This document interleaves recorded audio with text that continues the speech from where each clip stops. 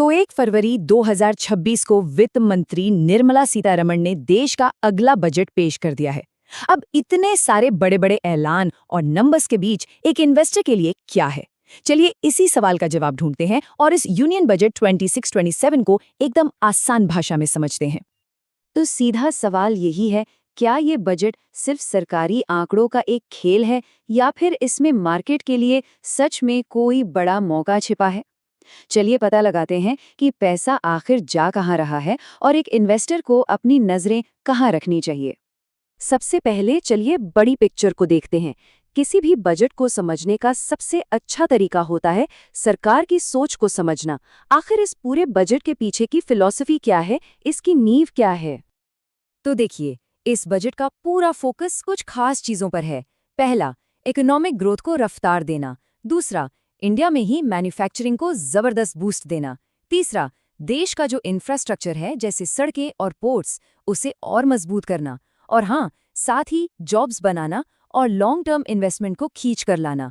कुल मिलाकर देखें तो ये एक फ्यूचर रेडी बजट लगता है। अच्छा, आगे बढ़ने से पहले एक जरूरी शब्द को फटाफट समझ लेते हैं, फिस्कल डेफिसिट। अरे, ये भारी भरकम शब्द सुनकर घबराना नहीं है। इसका सीधा मतलब है सरकार की कमाई और खर्च के बीच का अंतर। मान लीजिए, अगर खर्च कमाई से ज्यादा है तो वो घाटा है। सरकार हमेशा इस घाटे को कम रखने की कोशिश करती है, क्योंकि इससे देश की फाइनेंशियल हेल्थ का पता चलता है। और यहीं पर सरकार की स्ट्रैटेजी काफी दिलचस्प हो जाती है।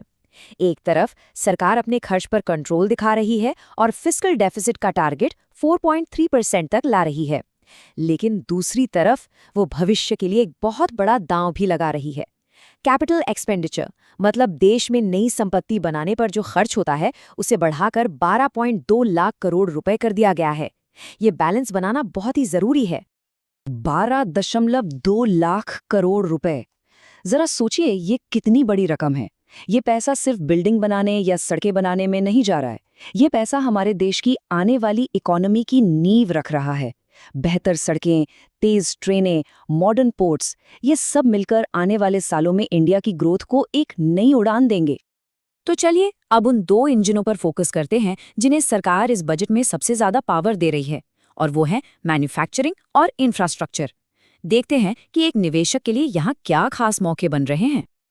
और लीजिए, यहाँ आता है इस बजट का एक गेम चेंजर ऐलान, सेमीकंडक्टर मिशन 2.0। आज की दुनिया में चाहे स्मार्टफोन हो, कार हो या कोई भी इलेक्ट्रॉनिक गैजेट, सब कुछ चिप्स पर ही तो चलता है।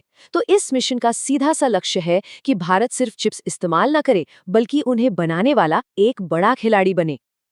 इस मिशन के 3 बड़े मकसद हैं। इंडिया में चिप बनाने के फैक्ट्रियां लगाना, इलेक्ट्रॉनिक्स प्रोडक्शन को और बढ़ाना और फ्यूचर टेक्नोलॉजी में पैसा लगाना। इसका सीधा मतलब है दूसरे देशों पर हमारी निर्भरता कम होगी। और हाँ, इन्वेस्टर्स के लिए तो ये एक बिल्कुल नए और हाई ग्रोथ सेक्टर के दरवाजे खोल रहा है। अब देखिए, सेमीकंडक्टर जैसी हाई टेक चीजों के साथ साथ सरकार देश की बुनियाद को भी मजबूत कर रही है। इंफ्रास्ट्रक्चर पर इस बार का जो फोकस है वो जबरदस्त है, और इसके लिए सरकार ने एक बहुत क्लियर रोड मैप भी सामने रखा है। और ये पैसा सिर्फ 1 या 2 जगह नहीं जा रहा। यहाँ देखिए, 7 नए हाई स्पीड रेल कॉरिडोर हैं, 20 नए नेशनल वाटरवे प्रोजेक्ट्स हैं, और हाईवे स्मार्ट सिटी पर तो भारी खर्च है ही।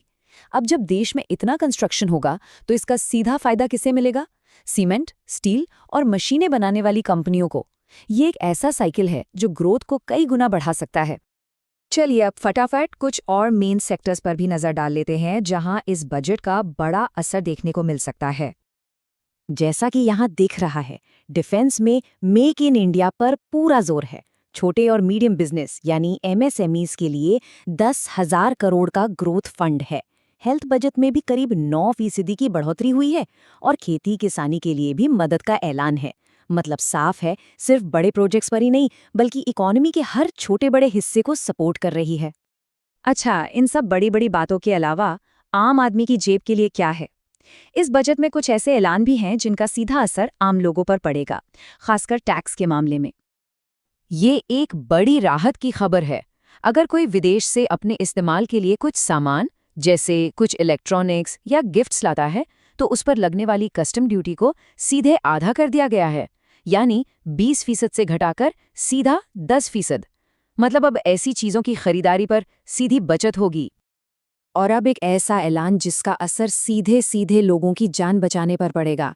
सरकार ने जीवन बचाने वाली जरूरी दवाओं पर लगने वाली कस्टम ड्यूटी को पूरी तरह खत्म कर दिया है। जी हाँ, अब ये जीरो है। ये हेल्थ केयर सेक्टर और न जाने कितने परिवारों के लिए बहुत बड़ी राहत की खबर है। तो इन सब घोषणाओं का बाजार पर क्या असर होगा, और सबसे जरूरी सवाल, एक निवेशक के तौर पर अब क्या करना चाहिए?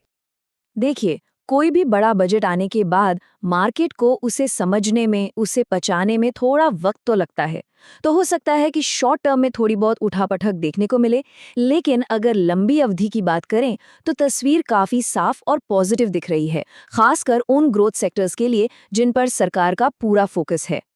तो फिर नजरें कहाँ रखनी है? इस बजट के जो सबसे बड़े फायदे में रहने वाले सेक्टर हो सकते हैं, वो है मैन्युफैक्चरिंग, इंफ्रास्ट्रक्चर से जुड़े सीमेंट और स्टील, डिफेंस और लॉजिस्टिक्स। सीधी सी बात है, जहां सरकार का पैसा और पॉलिसी का सपोर्ट जा रहा है, वहीं पर लॉन्ग टर्म में ग्रोथ की सबसे ज्यादा उम्मीद है। तो सबसे बड़ा सबक क्या है? ये बजट उन इन्वेस्टर्स के लिए है जो लंबी रेस में यकीन रखते हैं। शॉर्ट टर्म के उतार चढ़ाव से परेशान होने के बजाय फोकस उन मजबूत और अच्छी कंपनियों पर होना चाहिए जो इन ग्रोथ वाले सेक्टर्स में काम कर रही हैं। कुल मिलाकर कहें तो ये एक ग्रोथ फोकस्ड और भविष्य की तरफ देखने वाला बजट है। इसने देश के विकास के लिए एक साफ रास्ता दिखाया है। अब सवाल ये उठता है कि इस नई जानकारी के बाद कोई अपनी इन्वेस्टमेंट स्ट्रैटेजी में क्या बदलाव करेगा? सोचने वाली बात है।